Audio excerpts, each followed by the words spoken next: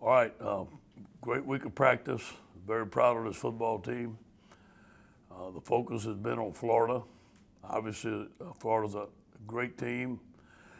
Dan Mullen's done a tremendous job. The quarterback's an outstanding player. Great defense. But you know what? We're going to play the swamp. Our team's going to be ready, and we'll give it our best effort.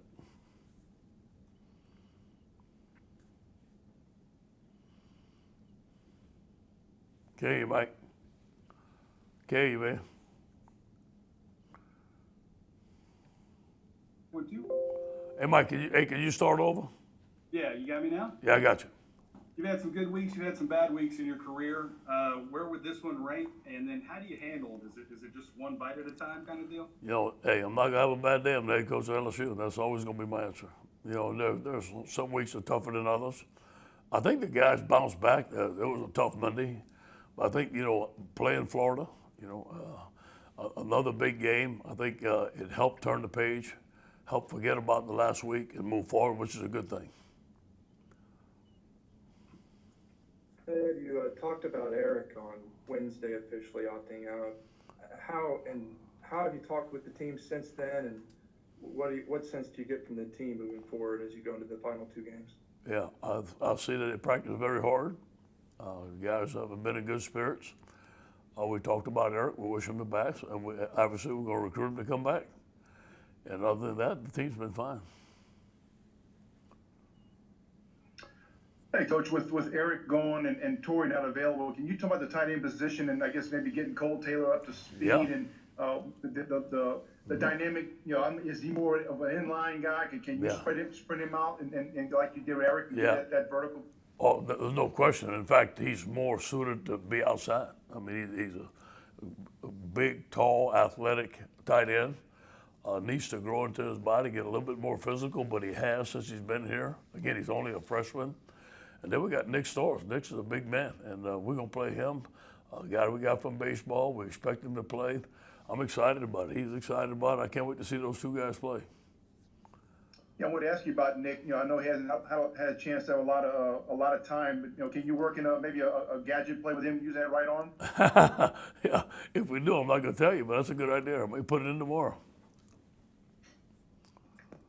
Hey, Coach, transitioning more to receivers, I know Kayshawn had a big day, last weekend. I mean, but who are some other guys that have really stood out this week in practice that you think are kind of ready to handle a little bit of a bigger load? You know, Coy Moore looks good.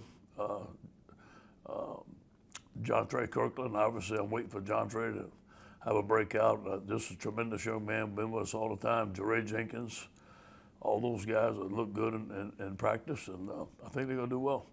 Hopefully Trey Palmer. Trey Palmer's been has a nagging injury, and if he's full speed, we can get him some reps and play him in there.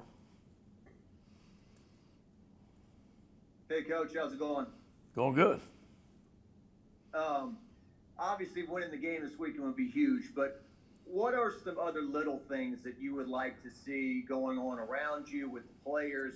What are some things that can add up to bigger things to get this thing back on track? Just having a great trip, staying focused just like they are, having a great Friday, getting on the plane, have some great meetings, come out very spirited, fighting for 60 minutes, eliminate mental errors.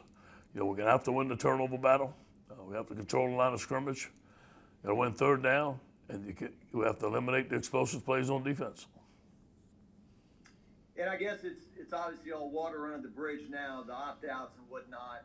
But besides the big names, could guys like an Eric Monroe, a Marcel Brooks, those kind of guys, does that kind of add up to that could really help your depth this year? Yeah, no question. You know, everybody that we lost, probably would have played. But now the good thing is a lot of young freshmen are playing, so they're getting seasoned, they're getting some good repetitions, and I think it's going to pay off for us in the long run.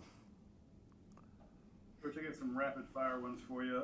Quarterback decision, have you made your choice? Yeah, Max. We're going to talk about it, but it looks like it's going to be Max. We haven't made the final decision yet. But Max has been practicing with the first team, and TJ with the second set of reps. We can go either way, but it looks like it's going to be Max. But we have not made the final decision. We're going to tell them tomorrow. Not having the crowds like we're used to, it's kind of a good time to try it, right? To get a first road. Yeah, obviously playing in the swamp is going to be new for any freshman playing at night, but I think those guys are ready to handle it, and not having 100,000 people, whatever they have, doing that Gator chomp, whatever, I think is going to be advantage for us, but I'm sure they're going to have a crowd. I'm sure they're going to be loud. What about racing? Any shot on getting Race is back? out. He's not available for this week. You think that he's done for the year? He hadn't said that, and talking to Jack, it's an injury that hasn't healed yet, and so we can't say that yet. And this one, I'm not looking for the, I don't need you to give me the full definitive answer, but so much of the criticism on defense has been levied at Bo and his defense, but it seems the secondary, where you've got two veteran coaches, is where most of the problems are. Are you satisfied with the job Corey and Bill is doing for you this year? Yeah, listen, those guys are busting their tail, man. I watch them work every day. Those guys have been very loyal to me. Everybody has. Obviously, we're going to look at everything at the end of the season, which is coming up soon, evaluate everything, and see where we got to go from there. Thanks, Coach. Okay. No rapid fire questions for me. I got just one. But when did you hear about the self-imposed bowl ban for this year, and how much does that change what plans y'all had for the offseason? Yeah. Well, I think that Thursday. I think it started sometime around Tuesday.